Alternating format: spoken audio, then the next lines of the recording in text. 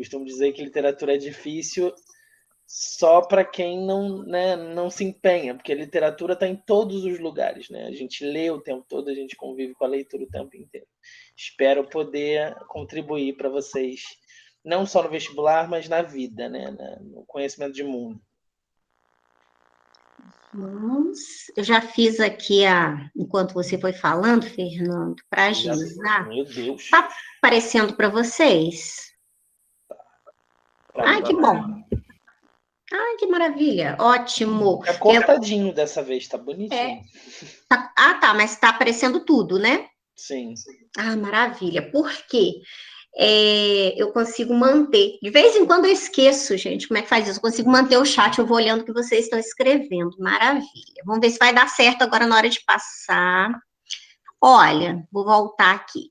Nós vimos, a gente vai alternando aí, Fernando. Nós vimos, inicialmente, a era clássica aqui no Brasil, né? Nós demos uma passeada pela literatura portuguesa, vimos o quinhentismo, o barroco, o arcadismo. Agora nós vamos entrar no que é chamado pelos críticos de era nacional, né? Porque nós vamos observar, a partir do romantismo, uma preocupação com o Brasil, com assuntos brasileiros. Esse primeiro momento aí da era nacional, que é o romantismo, vocês vão ver, como o nome já diz, romantismo, uma idealização muito grande de tudo, tá? Quando se fala em romantismo, não pensem só em amor. Tem muita questão de amor, muita história de amor, poemas de amor e tudo mais, a mulher inacessível, tá? Mas não é só isso. É romantizar alguma coisa. Quando se diz, estão romantizando determinada questão. É só vocês lembrarem a questão da internet hoje. Hoje na internet tem muita gente que usa esse termo, né? Você está romantizando o machismo, você está romantizando isso. Romantizando conquistas, né? Muitas vezes, de vez em quando vocês já devem ter visto, determinada pessoa consegue, com muita dificuldade, alcançar determinado grau de estudo, e a pessoa é pobre, a pessoa não tem condições, a pessoa tem todas as dificuldades do mundo, aí vem assim, olha, né? E aí, claro que aquela pessoa merece, sim, todo o aplauso do mundo, mas há uma romantização por essa conquista, por quê? Para mostrar assim, olha, vocês não conseguem porque vocês não querem, né? Porque, olha, ele conseguiu. Então, se romantiza para minimizar a discussão, muitas vezes, de igualdade social, né? De possibilidade que todos tenham as mesmas oportunidades. Então, tem várias questões aí que são romantizadas. É isso que a gente romantiza o crime. Então, em alguns momentos, a romantização de vários assuntos. E aí a gente tem que ficar muito atento para ver até que ponto, né, o negócio está sendo idealizado. E o romantismo vai idealizar o quê? Ele vai idealizar tudo, gente, na pátria. Por quê? Houve em 1822 a independência. Imagina, o país ficou independente. Então, eu quero construir uma imagem linda do meu país na arte. Tem uma frase que eu não me lembro de quem é mais, que diz que um país sem literatura é um país sem história. Deixa eu ver essa frase. Gente, eu já ouvi essa frase, mas quem é que falou? É aquelas frases de domínio público. Isso, mas é uma frase assim que realmente o país, né, tornando-se independente, ele precisa construir a sua imagem, claro que tem essa parte da história, mas ele precisa também se firmar literariamente. E como? E a gente entende por que o país é mostrado de forma idealizada. Imagina se vão querer construir um painel do país feio. Vai falar mal do Brasil, que o Brasil é feio? Aqui a gente tem imagem, eu acho, da independência. A independência é um quadro romântico. Olha, o Dom Pedro está no quadro, está num cavalo bonito, né? Nós temos aquela imagem da proclamação da independência, está tudo arrumadinho, não foi nada daquilo. A gente sabe como que foi, quem estudou história sabe que ele tinha aí... Estava todo mal arrumado, todo suado, todo amarrotado, todo mundo estava em mulas, nem era cavalo, né? Porque as mulas são mais fortes, etc. Mas a construção do quadro é belíssima para mostrar um momento muito importante. Então, essa romantização é compreensível. Ninguém vai querer construir uma imagem feia do seu país, muito pelo contrário. Então, a gente vai observar aqui a idealização do amor, a idealização da mulher, a idealização da nação, a idealização do índio que vai representar essa nação. O índio é perfeito. Então, praticamente tudo aqui é idealizado. Nós vamos ver que lá no finalzinho do romantismo, começa haver uma crítica maior, né, com Castro Alves e tal, mas mesmo assim ainda haverá uma romantização e idealização em certo ponto.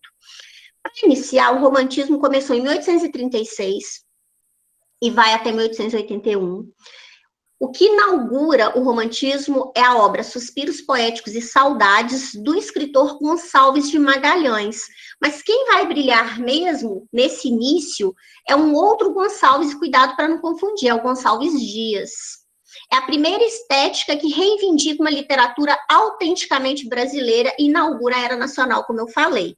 Pois bem, nós já tínhamos, desde o Barroco com Gregório, o Brasil presente, mesmo o arcadismo, né, que idealizou, que importou muitas vezes cenários europeus, ainda assim nós tínhamos em algum momento a presença brasileira, mas não com com esse propósito nacionalista que nós temos aqui. Aqui tem um projeto mesmo, projeto de construção de identidade nacional. Então, todos os autores vão escrever valorizando elementos da flora, da fauna, no caso do romance, né, vários romances que falem da cidade, do campo, da história, do indianismo, tudo para mostrar as várias faces do Brasil, tá? Ou seja, o Brasil vai ser mostrado em todos os seus aspectos de forma idealizada, como eu falei. Pode falar um pouquinho da primeira geração, Fernando? Bom, a gente tem uma divisão de 3 fases, né? A primeira fase vai falar sobre a questão nacional, mas a questão nacional do índio. Ih, peraí que eu cliquei aqui sem querer, sumiu não, ou sumiu só para mim. Não, Oh, meu Deus. para mim não sumiu, não. Ah, então tá bom. Bom, se a gente tem os heróis na Europa, né? Se a gente for pensar que heróis são os heróis europeus, a gente vai lá para o cavaleiro, né, Don Quixote, vamos pensar assim, um cavaleiro numa armadura, qualquer coisa assim. Só que se a gente começar a pensar na questão nacional, né, do Brasil, a gente não tinha, entre aspas, um herói nacional. E aí o modernismo, meu Deus do céu, o romantismo, pulei etapas aqui. O romantismo vai eleger o índio como seu herói nacional, né? Obviamente esse índio vai ser idealizado, né? Ele não vai ser um índio tão tratado de uma forma real, né? O índio real não vai estar ali. O índio ainda vai ter traços europeus, vamos dizer assim. Mas nesse primeiro momento foi importante a gente trazer a questão da natureza e a questão do índio, né? E aí esses primeiros românticos são conhecidos como nativistas, pois seus romances retratam índios vivendo livremente na natureza numa representação idealizada, né? Talvez a gente possa pensar que logo no início o Gonçalves Dias, ele inclusive a gente vai ler num exercício aqui, um canto de guerra do índio, né? Ele simplesmente, meu Deus, já pulou um canto de guerra. A Elisa tá que tá hoje, a Elisa tá dinâmica hoje. E aí ele vai simular o ritmo. Obrigado, Elisa, você me deu a deixa. Ele vai simular o ritmo de um canto de guerra. Eu vou ler aqui para vocês. Aqui na floresta dos ventos batida, façanhas de bravos não geram escravos, que estimem a vida sem guerra e lidar. Ouvi-me, guerreiros, ouvi meu cantar. Valente na guerra, quem há como eu sou. Quem vibra o tacape com mais valentia. Quem golpes daria fatais como dou. Guerreiros, ouvi, quem há como eu sou. Se a gente pensar no ritmo desse poema, meu Deus, pessoalmente faz muito mais sentido eu bater nessa mesa aqui. Mas, né, é uma coisa meio... É uma coisa meio... de tambor, né? É um tambor, e é um tambor de guerra do índio, né? Então, olha como quão genial Gonçalves Dias é, né? Ele simula no ritmo do próprio poema, né? Ele é esplêndido. E aí ele fala, né, da questão da resistência do índio em relação ao invasor, né? Aqui na floresta dos ventos batida, façanhas de bravos não geram escravos, que estimem a vida sem guerra e lidar. Ou seja, o índio é um povo de guerra, né? Ele não vai simplesmente se deixar abater, né? O Gonçalves Dias, meu Deus, eu tenho que tomar cuidado para não responder a questão. De alguma maneira, o Gonçalves Dias traz esse índio que é guerreiro, né? Que está de alguma maneira, resistindo ao português. E aí a gente vai ter Macunaíma, né? Anos depois. Deixe-me só fazer um comentário rápido aqui. Gente, é muito comum nas questões, não só do Enem, como de outras bancas, a associação do romantismo com o modernismo, tá? Nós vamos ver que o modernismo... É porque a estrutura é muito parecida, né? Isso. Só que o modernismo, boa parte dos seus autores vai ter uma visão mais crítica, mas eles vão retomar ainda... Agora que eu vi que tá faltando aqui um pedacinho. Acabou-se a história e morreu... Morreu a Vitória. A é lá do Vitória. início. Acho que na hora então de... tá. Beleza. Mas dá para entender. Então tá. E aí, nós vamos retomar todos esses valores românticos, só que sem a idealização romântica. Né? Volta-se ao índio, à colonização, esse tema das origens do país.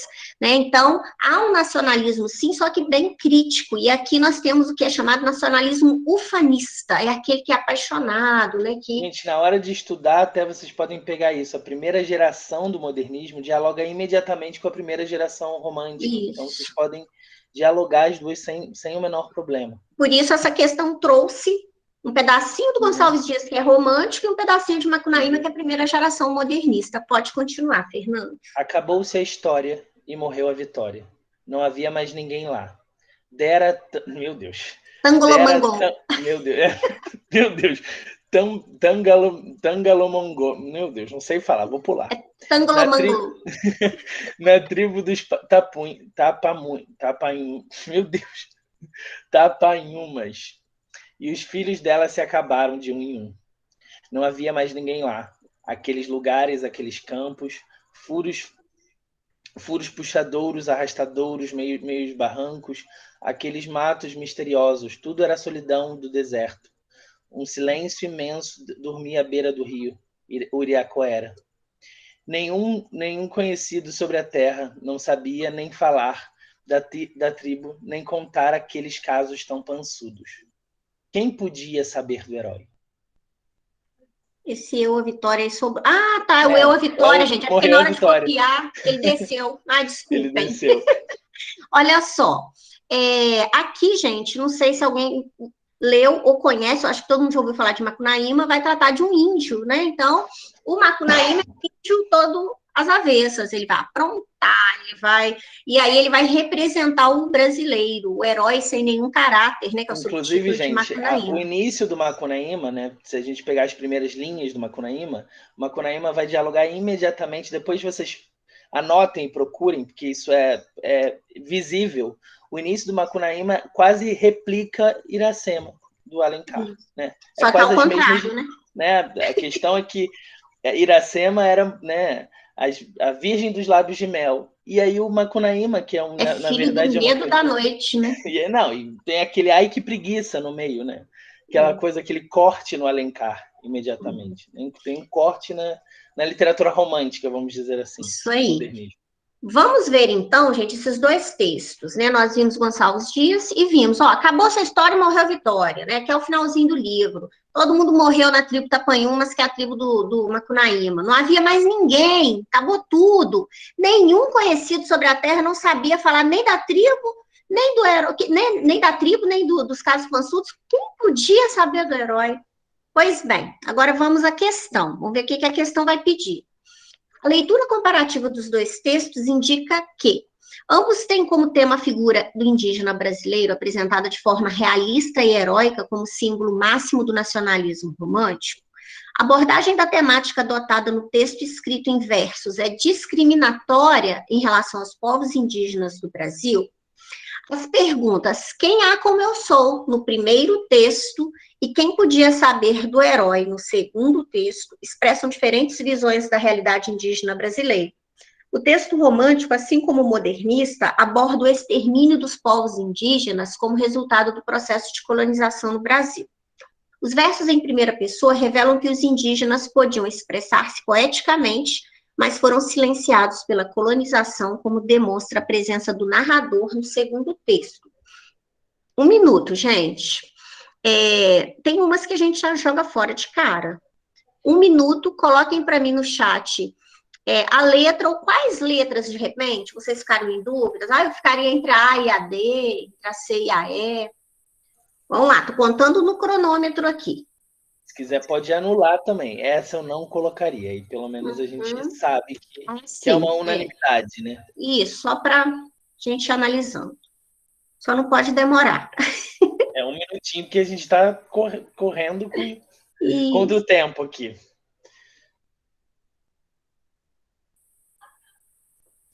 Deixa eu ver o chat. Aí eu não marcaria, não. A e C. Qual? A letra E eu não marcaria. A letra E. Isso, a letra E a gente joga fora mesmo. Revela que os indígenas podiam expressar-se, a gente sabe, né, que não, que naquela época não. A Gisele disse que ficaria entre a A e a C. Agora, tem uma palavrinha na A que a gente pode pensar, Gisele, vai pensando se os dois tem um adjetivo ali que nos faz pensar. O Antônio Carlos falou D. Né? D. O texto romântico, assim como o modernista... O D você anularia ou você marcaria, Antônio? Você anularia como errado ou você marcaria como certo? A gente deu essas duas possibilidades, ficou perdido aqui. Vamos ver aqui. Ah, sim, anularia, beleza. Então, a gente já anulou a E e a D. Realmente, a letra A não fala de extermínio, muito pelo contrário, fala da grandeza, né? São bravos. Tainá, você acha que é a C? Ah, beleza. Então, vamos comentar, gente. A E, a D e a E nós já eliminamos, isso mesmo. Ficamos, então, aqui com a B e C. Ninguém comentou B. Vamos ver aqui. A letra A diz que ambos têm a figura do indígena apresentada de forma realista e heróica. Realista, gente, a primeira é realista? O primeiro texto, vamos pensar no romantismo. O romantismo vai tratar com realismo os temas? Não, ele vai idealizar. Tá? Então, o índio não quer dizer que ele não seja bravo e maravilhoso, né? Mas na literatura romântica ele é sempre o máximo. Tem um livro em que de José de Alencar que ele consegue lutar com uma onça, assim com a maior facilidade. Ele consegue o peri consegue arrancar uma árvore com raiz e tudo, ou seja, ele é um herói. Quase um semideus. Então, ele é sempre forte, sempre perfeito. Então, não há realismo. O segundo não é heróico, né? Ninguém pode contar caso do herói. Quem podia saber do herói? A letra B, a abordagem temática adotada no texto é discriminatória. Até a gente joga fora também, porque nenhum deles. Ai, não há uma discriminação pode clara. Pode continuar, né? Fernando, que eu tô com uma... Não tem nada de discriminação clara, assim. O primeiro texto está falando de uma questão, né, de uma resistência, e o segundo está falando que não houve resistência. Mas daí a gente falar que tem uma discriminação em relação ao indígena, a gente não pode falar isso concretamente. Elisa, meu Deus do céu, Elisa, posso passar para C?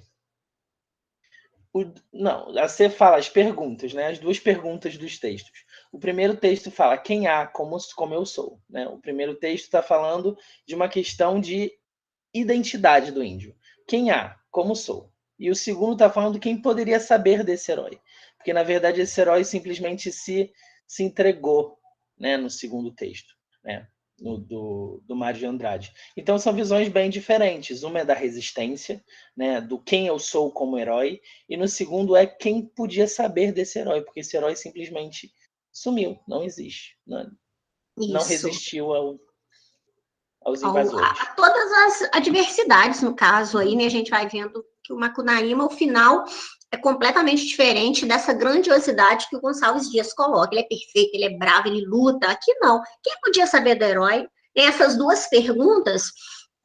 Quem há como eu sou o máximo. Quem podia saber do herói? O herói até sumiu, ninguém conseguia falar nada dele. Ele se ocultou no final. Então, a gente tem uma oposição que é justamente são visões diferentes dessa realidade. Muito bem.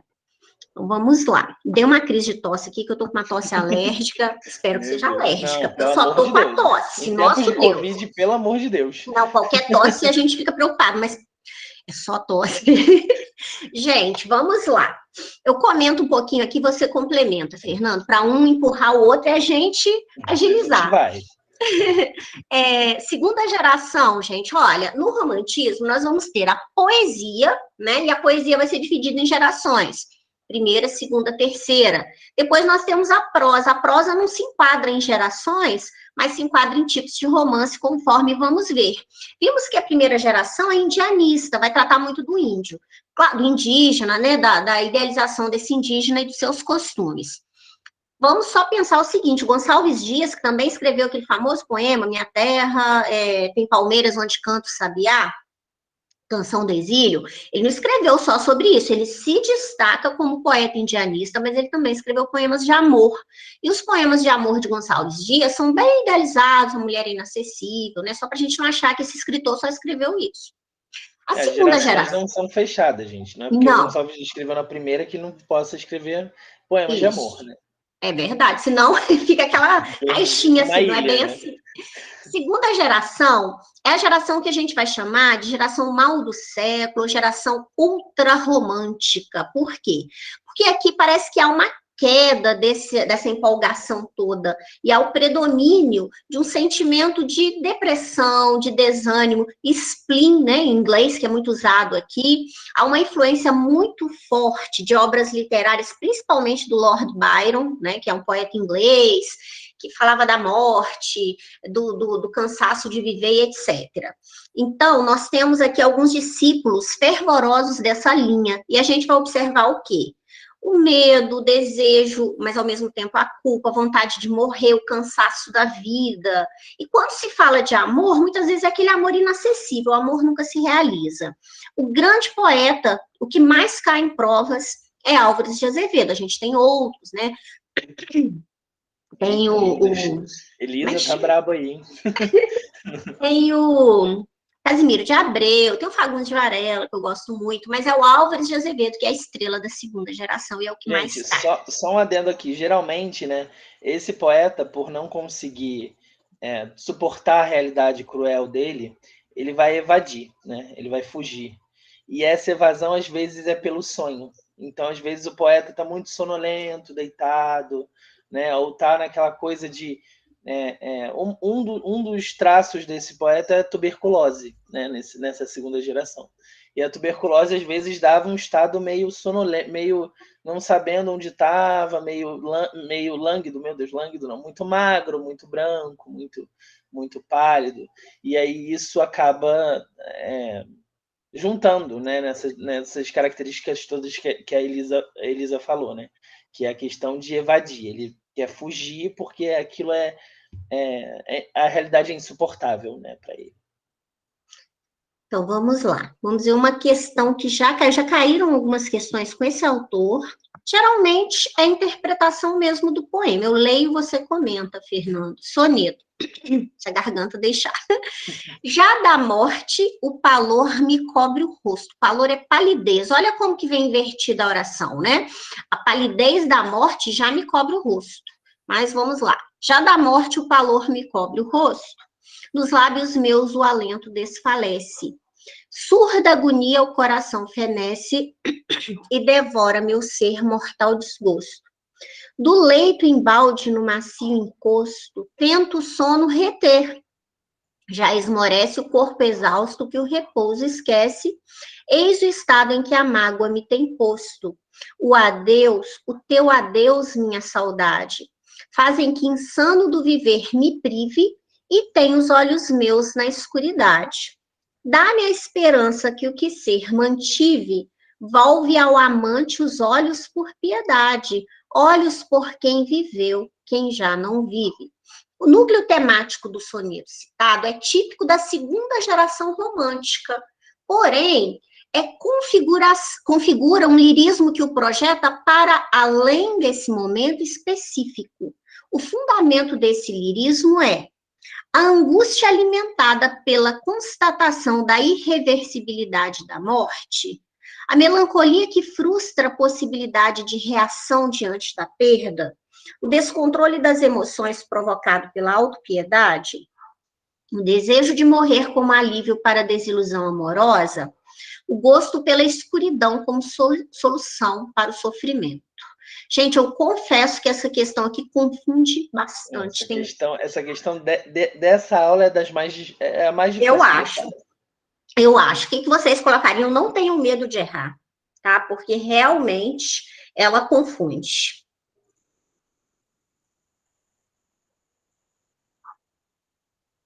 Ou, vamos ver, eu prefiro saber o que vocês colocariam mesmo. Que é mais fácil. Letra A. Letra A, angústia. Gente, não tem uma angústia, né? Vamos pensar. A, todo mundo colocaria A. Essa confunde muito. Vamos lá. A angústia alimentada. Mas olha só, aqui tem uma palavrinha, gente. Irreversibilidade da morte. Há uma constatação, a angústia é alimentada por essa constatação, a angústia tem, o tempo todo. Mas a angústia é porque ele constata que a morte é irreversível, então ele fica triste porque não tem como, entre aspas, desmorrer, não tem como voltar, a morte chega, uma coisa meio barroca que acontece aqui. É por isso que ele está angustiado. Então, a gente tem que ver essa constatação. A angústia tem, mas ela é alimentada... Por isso, a angústia é alimentada por causa de uma outra coisa. Olha o que acontece ali nos tercetos. Nos tercetos, a gente vê o motivo da angústia. O que aconteceu? Adeus, né? A gente tem aí uma segunda... O teu adeus. Deu adeus de outra pessoa. Então, não é bem... Então, a questão a gente jogar fora. Alguém que citou aqui, A ou E. Então, a gente vai jogar fora porque não tem essa constatação. A angústia não é por causa disso. Bom, alguém disse C, descontrole das emoções. Mas tem autopiedade aqui? Ele está com pena de si mesmo? Pelo contrário, ele, né? Vamos pensar assim, ele tá, inclusive, cada vez mais angustiado. Ele apela para o sono no segundo quarteto. Ele está querendo fugir dali, está tão insuportável, então não tem uma autopiedade, gente. A autopiedade é um ponto falho aí. Não... A letra E é uma característica do romantismo, há uma preferência pela noite, às vezes pela escuridão, mas vamos ver aqui se tem escuridão aqui. A escuridade ali no sim, primeiro, terceiro, sim. Mas... fazem meu insano, olha só, fazem que o insano do viver me prive e tenha os olhos meus na escuridade. Tudo bem, até tem um gosto, mas não é solução para o sofrimento. Ele está na escuridade porque esse insano do viver está privando da luz. Mas é uma questão difícil, viu, gente? Eu estou refutando aqui, mas a gente confunde muito. É a questão do slide anterior que eu falei. Ele prefere não ver. É melhor não ver porque é insuportável lidar com aquela realidade. Então, mas não é um alívio da desilusão. Tanto que ele continua até o fim, né? Não há alívio. Porque se houvesse alívio, teríamos mais alguma dica aqui de que, ao olhar para a escuridão, ele estaria aliviado, e não há isso. Então, ficamos entre a B e a D, que são as duas que geraram muita dúvida na época dessa questão. A D é o desejo de morrer como alívio para a desilusão. Tem muitos poemas desse poeta que tem a morte como alívio, sim, mas nesse não. Gente, esse na época teve dúvida, inclusive entre alguns sites, porque observem que ele fala que está morrendo, mas ele não diz que quer morrer, tanto que ele pede, dá-me a esperança com que o ser mantive. Me dá uma esperança. Se ele quisesse morrer, ele não ia pedir esperança para essa pessoa. A gente nem sabe bem se essa morte é uma morte imediata, porque ele fala do sono depois. De repente ele está naquela fraqueza de... Mesmo, Sim. E a B? A B, que é, vamos lá, vou até passar aqui. A B, que é a resposta, a melancolia que frustra a possibilidade, porque o que se pediu aqui no enunciado? Uma característica que projeta o lirismo desse poema para além da segunda fase romântica. Ele fala, olha, pertence à segunda geração, mas tem uma coisinha nele que o projeta para além. Ou seja, nesse poema, é a melancolia que frustra a possibilidade da reação diante da perda. Olha, Percebam no segundo quarteto que ele fala, já esmorece o corpo exausto. É como se esse sujeito não conseguisse reagir diante das coisas. Mas ele tenta e não consegue. Esse tento, o sono reter, Mas não adianta, eu tento, mas não tem como, eu não consigo reagir. E aí a gente vai ver no terceto, aí no primeiro terceto, que essa falta de reação é justamente por causa da perda da mulher amada, né? Que é o que a gente vai entender no restante do poema. Então, essa questão não é fácil. Não, meu Deus. Confunde muito. Para né? Enem, essa questão é... Mas só para vocês entenderem por que é a B. A B mostra essa melancolia que impede o eu lírico de agir. A D seria essa, gente. Não é, seria essa a justificativa. Não é nesse poema, o desejo de morrer, porque ele pede esperança. Ou seja, no fundo ele quer viver, só que ele quer viver se a amada voltar os olhos para ele, né? E ele não consegue reagir porque ela deu adeus, por algum motivo.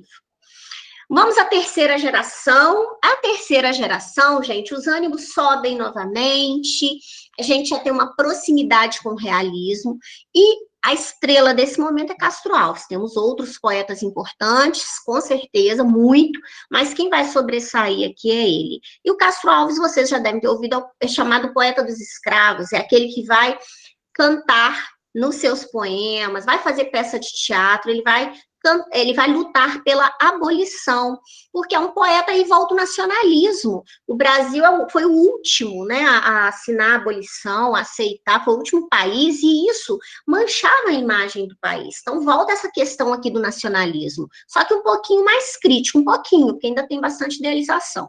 Então, ela é chamada Condoreira. Os poetas apresentam um estilo grandioso, aqueles estilos assim, aqueles poemas cheios de exclamação, que parecem discurso político, para serem declamados, com bastante emoção. Então, os poemas de Castro Alves eram assim, grandiloquentes, ou seja, para serem declamados com um público maior. O próprio Castro Alves recitava os poemas, né? Então, a gente tem que pensar isso, que são poemas feitos para serem lidos em voz alta. Isso. Nossa, fico imaginando Castro Alves declamando esses poemas, gente, porque eu sou doida com esse poeta. Fico imaginando o Castro Alves com aqueles cabelos esvoaçantes, aquele bigodinho, o vento batendo e ele declamando. Meu Deus! Maravilhoso. Pois bem, gente, claro que Castro Alves também escreveu poemas de amor, né? Aliás, aqui caiu no Enem, nem trata da questão abolicionista, não. Os poemas de amor de Castro Alves são um pouquinho mais pé no chão, alguns poemas têm uma sensualidade maior. Então, enquanto na segunda geração a mulher é idealizada, o amor nunca se realiza, ele fica lá no plano da distância, na terceira geração a gente tem já beijos, abraços, contato físico, nós vamos ver essas expressões em Castro Alves. Tem até um poema dele... Leu Adeus de Teresa aqui, meu Deus do céu. Esse mesmo, é o Adeus de Teresa. Por que a gente não... Mas não vai dar tempo, não vai dar tempo. Que ele fala, né, que para Teresa é esse, tem um que ele pede para ela deixá-lo sair, e ela não quer, ela o envolve entre beijos e abraços, ou seja, dá a entender que ele está na casa dela, que os dois ficaram juntos, ele está saindo, ela não deixa. Então, o contato físico aqui, né, é mais forte, é um amor mais pé no chão que a segunda geração. Vamos lá, o que caiu no Enem foi esse aqui, gente. Não sabe, eu amo esse poema, não sabes, criança, estou louco de amores, prendi meus afetos, formosa Pepita, mas onde? No templo, no espaço, nas névoas, não rias, prendi-me num laço de fita. Na selva sombria de tuas madeixas, nos negros cabelos de moça bonita, fingindo a serpente que enlaça a folhagem, formosa, enroscava-se o laço de fita. Pois bem, quando um dia na sombra do vale abrirem minha cova, formosa Pepita, ao menos arranca meus louros da fronte e dar-me por croa, que na verdade coroa, né, teu laço de fita. Exemplo da lírica de temática amorosa, né, porque ele escreveu lírica amorosa e a social, que foi em volta da abolição. Exemplo da lírica da temática amorosa de Castro Alves, o poema constrói imagens caras ao romantismo. Nesse fragmento, o lirismo romântico se expressa na representação infantilizada da figura feminina, criatividade inspirada em elementos da natureza, opção pela morte como solução para as frustrações, ansiedade com as atitudes de indiferença da mulher, fixação por signos de fusão simbólica com o ser amado. Não achei essa questão fácil também, tá, gente? Tem um detalhezinho no poema que É aquela questão do detalhezinho, né? Uhum. Vamos tentar por eliminação nessa. O que vocês eliminariam aí? Vocês não colocariam, gente? Que a gente vai... Um minuto. Antônio, você colocou a C, é o que você não colocaria? A D eu não coloquei. C e D a gente joga fora. Não tem, inclusive, nem fala das atitudes da mulher. Então, a D a gente pode jogar fora. A E também, eu não sei, eu acho que não colocaria, não. Letra E. Vamos seguir. Vamos lá. Aí olha, B, C e D. Sim. Elementos da natureza aqui a gente não tem, né? Tem folhagem, mas folhagem não quer dizer nada. Sombra do vale também. Ele sequer vai falar de morte, então. Então, sim, B, C e D a gente joga fora. Vamos lá. Aí tem representação infantilizada que a gente tem que se ater ao tempo. O laço, aí tem criança, né? Não sabes criança. Aí as pessoas podem confundir e pensar na letra A. Não pode? Essa questão é cruel. Eu achei malvada. Porém, vamos lá. Criança é um modo carinhoso. E o laço de fita era muito usado pelas mulheres naquela época. Então, o laço de fita, porque usa laço é coisa de criança. Laço não, mas a criança aqui pode confundir. Mas ele declara amor, gente. Então, não é para uma criança. Criança é uma forma... É a primeira, sim, Alberto, com certeza. Mas é uma forma carinhosa mesmo, gente. Então, sobra a letra E. Mas olha... Mas é um detalhezinho, gente. Meu Deus, que questão... não coloquei, né? No finalzinho, gente, ele fala: ao menos arranca meus louros da fronte e dá-me por coroa o teu laço de fita. Ou seja, ele está invertendo, né? Se os louros da fronte dele vão para ela e o laço de fita dela vai para ele. Então, você tem uma fusão aí de símbolos de feminino e masculino para um ser amado, né? Uma questão louca, né? Isso. Completamente louca. Sim, a gente pode pensar também... Como fala de símbolo, né? Quando é símbolo, a gente pensa lá no simbolismo que a gente vai ver mais para frente. Aqui o laço de fita também, para facilitar um pouquinho, é isso aí que o Fernando falou, mas a gente pode pensar assim, o laço de fita simbolizando esse amor que ele sente também. Esse laço de fita é simbólico também por isso, tá? Porque simboliza o amor que ele sente. O laço de fita representa esse sentimento que ele tem. Tanto que ele quer ser coroado com esse laço de fita. Letra E. Então, a gente vai jogar fora algumas, mesmo assim, a gente vai ficar entre duas, como vocês viram. Louros. Louros gente, aqui na hora são da os morte cabelos, dele. né? Não, é porque tem a hora da morte dele. Abrir em minha cova, formosa Pepita. Eu acho que é uma questão de ter uma boa morte, né? Ele está deitado, bonito, com aquela coroa de louros de que os gregos usavam, enfim. É um contexto muito, muito além e a questão não dá fôlego para isso, né? Entendi. Mas a ideia de estar deitado, né, com a coroa de louro na hora da morte, né? Seria isso eles mesmo. Trocarem esses símbolos, mas enfim. O louro pelo laço de fita, que seria um outro símbolo de coroação, de grandeza. É isso mesmo, Alberto. Então, vamos lá, gente. Prosa. Bom, falamos panoramicamente da poesia e vem a prosa. O que é a prosa, gente? São os romances, os contos, né? Principalmente os romances. A prosa começou aqui no Brasil com folhetins, ou seja, as obras eram publicadas, como nós temos a novela hoje, então era novela escrita daquela época. As pessoas dizem, né, conta-se que se reuniam no final da tarde, alguém lia aquele capítulo, por exemplo, de Iracema, para todo mundo compreender, e eles ficavam esperando no outro dia, nossa, o que será que vai acontecer? Será que ela vai ficar com o Martim? Será que ela vai morrer? Igual a gente quando vê novela. Então, ou então uma série, seria a série escrita. A Netflix da época era o folhetim. A prosa romântica. Netflix, né? É o melhor contexto para. Era assim, emocionante, as pessoas aguardavam ansiosas. Bom, a prosa romântica vem com essas características de idealização também, tá? Vão seguir aí a linha de alguns outros autores estrangeiros e estimula a arte nacional, o sentimento nacional. A gente vai perceber aqui o nacionalismo romântico. Então, vai se falar muito dos costumes. O José de Alencar descreve tudo, ele descreve os bailes, as roupas, tudo. Por quê? Porque a necessidade de mostrar como é o comportamento ali, né, de determinada classe. Nós vamos ver que a elite vai ser privilegiada aqui, porque o autor romântico ele escrevia sobre a burguesia e para a burguesia, né? Então, ele é um burguês que escreve sobre o burguês e para o burguês. É um momento em que a literatura portuguesa também fica mais voltada para Portugal, e a brasileira quer mostrar que tem diferença, que o Brasil é melhor que Portugal, nós temos umas diferenças da literatura, a gente não vai ficar copiando Portugal, embora tenhamos uma influência muito grande ainda. Né? As características, então, o nacionalismo, o subjetivismo, assim como na poesia, o fanismo, o Brasil é maravilhoso, a mulher é idealizada, a religiosidade é bem forte no romantismo, culto à natureza, o amor, boa parte das vezes é platônico, idealismo e a estética nativista, como nós vimos aqui. Você quer falar um pouquinho, Fernando, dos tipos de romance? Bom, gente, a gente vai ter, como a Elisa falou lá no início, a gente vai ter um primeiro 4 tipos, né, de 4 lugares que são explorados. O primeiro é a própria ideia de nação, né? A gente precisa contar a história dessa nação. E aí, cuidado que o histórico às vezes mistura com o indianista, né?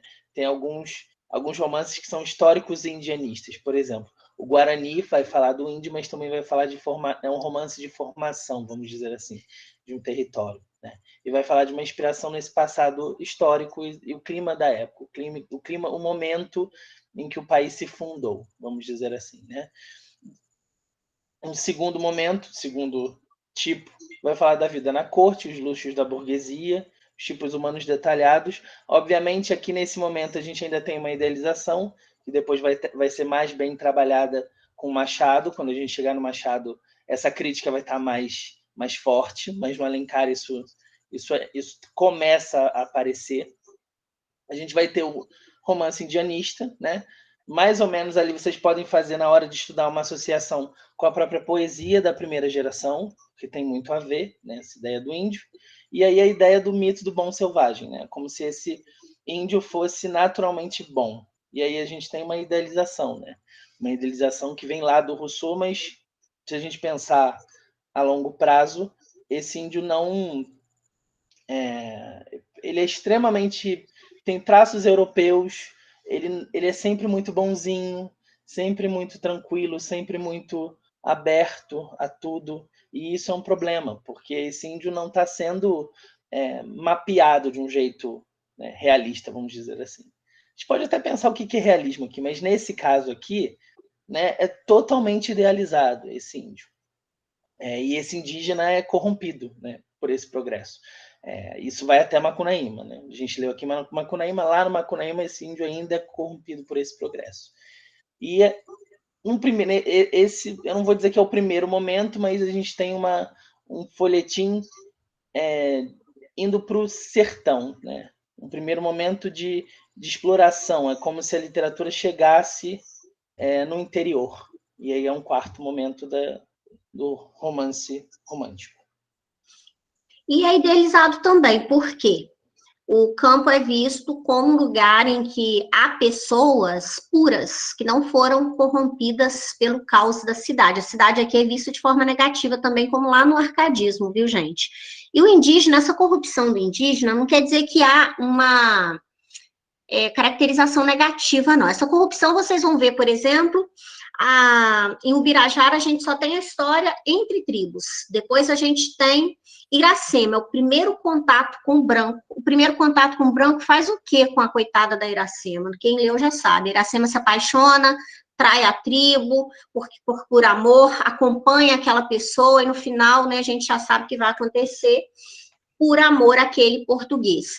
E o outro que foi ai, meu Deus, como é que chama o outro? Aquele do Peri? Do Guarani. O Guarani. O Guarani, o Peri, já é totalmente subserviente a uma família portuguesa. Né? Então, ele já se embranquece, ele adota os costumes europeus. Alguma coisa aqui do homem bom. O homem é bom por princípio, é a sociedade que o corrompe. É mais Isso. ou menos por aí, né? A gente Isso pode mesmo. pensar... Isso, é isso mesmo. Ou seja, qual a ideia do Rousseau? O homem é bom em princípio. Então, o índio, enquanto não teve contato com a civilização, e aí a gente vai ver lá no Birajara, enquanto ele só tem contato com os seus, ele é puro. Quando ele começa a ter contato com o português, ele acaba, né, no caso, ele vai abandonando. Nós vamos perceber uma aculturação, ele vai assimilando a cultura que vai chegando. Ele continua a ser forte, ele continua a ser muito honesto com aquele a que ele serve. No caso, ele passa a servir o branco, né? Então, o homem que vem de fora, o português, né? Mas nós temos essa mudança de postura pelo contato com a civilização. E o regional vai tratar dessa pureza do homem do campo, né? E o campo é visto de forma idealizada. Não se mostra, por exemplo, toda a dificuldade que o coitado do homem do campo tinha, do descaso do governo, abandono e tudo mais. Os principais autores, gente, Joaquim Manuel de Macedo, Manuel Antônio de Almeida, José de Alencar e Martins Pena, com relação ao teatro, né? Martins Pena inovou o teatro nacional, a comédia brasileira, tem peças dele que são representadas até hoje. Quem brilhou aqui, claro, foi José de Alencar. Bom, eu sei que nosso tempo acabou de acabar, mas vamos fazer... Pelo menos a gente chegou na prosa. Isso, só uma questão, por favor, 5 minutinhos. O Joaquim Manuel de Macedo, só para comentar, por que eu coloquei aqui? Porque ele escreveu o considerado primeiro romance brasileiro, que é A Moreninha, em 1844. Então, de 1836 a 1844, né, o romantismo começa em 1836, nós só temos poesia. A prosa era importada, a prosa vinha da França, né? Victor Hugo, por exemplo, era muito lido, Alexandre Dumas. E esse foi o primeiro romance. E a importância dele é justamente ambientar a história no Brasil. Então, as pessoas que liam, né, viam aquele ambiente, aqueles costumes que eram delas, coisa nossa. Então, ele fez muito sucesso. E o José de Alencar é o grande autor dessa época, porque ele realmente tinha um projeto de nacionalismo, ele escreveu todos os tipos de romance com esse projeto de mostrar as várias faces do Brasil. Ele escreveu o indianista, o histórico, o indianista e o histórico, que em algum momento eles se misturam, o urbano, né? Era traduzido? Agora eu fiquei na dúvida. Eu acredito que ele fosse traduzido. Não, era traduzido. É porque muita gente lia em francês, né? Muita gente lia em francês. Então a gente tem ainda que houvesse uma popularização do romance, ele ainda era lido por uma elite, né? Era elite. Então, né? Eu acredito, talvez não fosse nem traduzido, né? Talvez nem traduzido fosse, porque... É verdade. Eu acredito também, porque naquela época não tinha essa questão da tradução com muita intensidade como hoje, né? Acredito que não fosse, não, gente. Era só a elite que lia. Aliás, inclusive os brasileiros, né? Os romances brasileiros eram lidos pela burguesia que tinha acesso à cultura. Então, a gente pode até dar uma pesquisada nisso, mas eu acredito que eles viessem na língua original mesmo. Pois bem, gente, a questão que caiu esse ano é a última para a gente fechar, não vou segurar vocês depois do tempo. Isso aqui é um trecho de um livro de José de Alencar, Senhora. Não achei essa questão fácil. Tem umas questões puxadinhas no Enem. Tem umas questões que são tranquilas, né? Mas tem umas questões que... Não, tem umas que, meu Deus, vai até E eu falo isso com vocês, não é para assustá-los, não, gente. É para deixá-los também, assim, tranquilos, porque às vezes a pessoa fica meio desmotivada. Nossa, eu tô, né, com dificuldade. É porque realmente tem umas que são complexas. Por isso que é bom fazer bastante questão, que você vai pegar umas mais fáceis, umas mais difíceis, né? Enem Digital 2020. Seixas era um homem honesto, mas ao atrito da secretaria e ao calor das salas, sua honestidade havia tomado essa têmpera flexível de cera que se molda às fantasias da vaidade e aos reclamos da ambição. Era incapaz de apropriar-se ao alheio ou de praticar um abuso de confiança, mas professava a moral fácil e cômoda, tão cultivada atualmente em nossa sociedade. Segundo essa doutrina, tudo é permitido em matéria de amor, e o interesse próprio tem plena liberdade, desde que se transija com a lei e evite o escândalo. Bom, a literatura romântica reproduziu valores sociais em sintonia com seu contexto de mudanças. No fragmento de Senhora, as concepções românticas do narrador repercutem a resistência a relativização dos parâmetros éticos, idealização da personagem pela nobreza de atitudes, crítica aos modelos de austeridade dos espaços coletivos, defesa da importância da família na formação moral do indivíduo, representação do amor como fator de aperfeiçoamento do espírito. Essa eu falei que é difícil, mas ela tem uma vantagem. Dá para conseguir fazer por eliminação. Acho que dá para eliminar algumas aí. Então, gente, só para finalizar a nossa aula, o que vocês responderiam aqui? Essa aqui eu iria pela técnica da eliminação. O D, Antônio Carlos.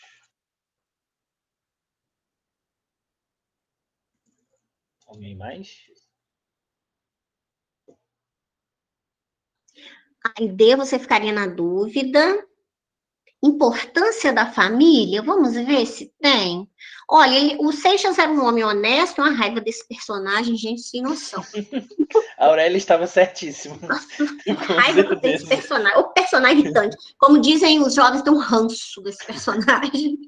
Pois bem, ele era um homem honesto, mas, né, não era tão honesto assim em alguns momentos, tinha essa honestidade dele, era flexível.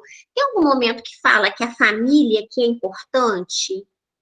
Defesa da família, tem a defesa da família pelo romantismo, mas nesse trecho tem?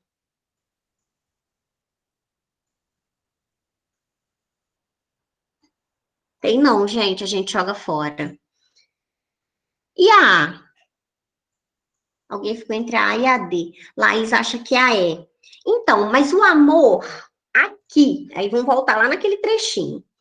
O amor aperfeiçoa o espírito, olha o que ele diz. Segundo essa doutrina, que doutrina? Essa da flexibilidade aí, né?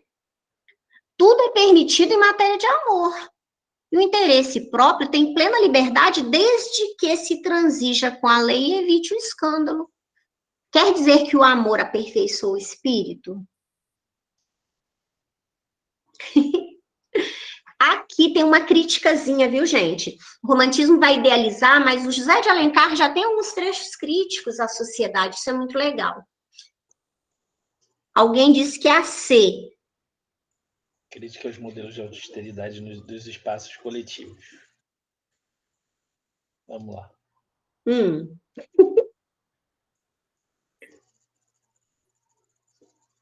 Então, vamos lá. Gente, aqui eu tenho um narrador. É o que se pediu aqui, né? As concepções românticas do narrador refletem o que nesse contexto? Eu disse que essa questão não é fácil entender a resposta, mas a gente consegue eliminando. A idealização das personagens pela nobreza não tem, porque ele está falando que o cara é desonesto, né? Então jogo fora. Modelos de austeridade dos espaços coletivos são espaços austeros, rígidos, formais, sérios. Aqui a gente não tem isso. O que ele está falando mesmo é sobre ao atrito da secretaria, ao calor das salas, a honestidade desse homem é flexível. Não tem nada de crítica à austeridade desses espaços coletivos, não. Aqui, não. Defesa da importância da família, a gente viu que não tem, né? E o amor como aperfeiçoamento também não, porque o amor, segundo essa doutrina, permite tudo, ele pode fazer tudo. Então, gente, sobra a alternativa A. Por quê? Embora afirmar que o Seixas seja honesto, né, ele transigia com os costumes, ele não era totalmente honesto, mas o narrador começa falando que ele era honesto. Seixas era um homem honesto, mas daí para frente vem os desvios, ou seja, ele não era honesto. Ele era totalmente desonesto. Quando ele tenta, pelo menos, sublinhar um pouquinho dessa honestidade, o narrador se mostra, de certa forma, resistente a essa relativização, essa questão da flexibilização, tá? Ele não é como o Machado, por exemplo, que vai mostrar o desvio de caráter ali, sem tentar. Não vai maquiar, não. E aqui ele tentou. Ele era um homem honesto. Mas, gente, ele não era honesto, então, se não tem um pedacinho assim de honestidade, ele é todo desonesto. Inclusive, no Machado, isso chega a um limite, porque a honestidade e a desonestidade convivem ali o tempo inteiro. Ou seja...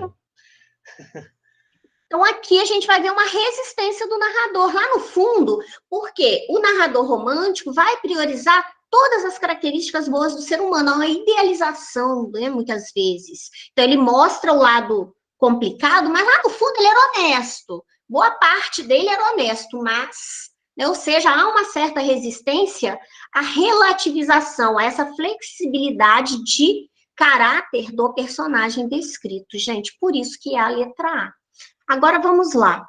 Lá no finalzinho, tem uma sugestão para vocês para a próxima aula. A gente vai deixar esses slides, deem uma olhada, por favor, nas outras questões que vem com gabarito. Olha o gabarito depois, qualquer dúvida traz para a aula, tá bom? O que ser honesto nesse caso, Antônio Carlos? Pois é, o que é ser honesto nesse caso? Nesse caso...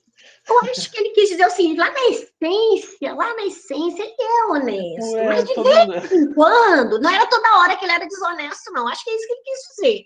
Não era predominância nesse personagem, mas de vez em quando ele dava uma escorregada. Ou seja, para mim isso é ser desonesto. Então é bem interessante o jeito que é colocado aqui, né?